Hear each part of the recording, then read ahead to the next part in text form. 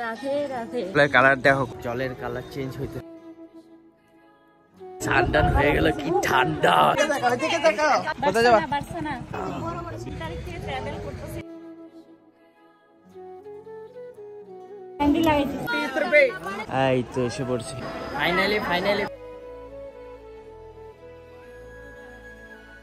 Barcelona দর্শন তো তোমাদেরকে ভালো মতন করা, মালা পড়ায় দেখছো।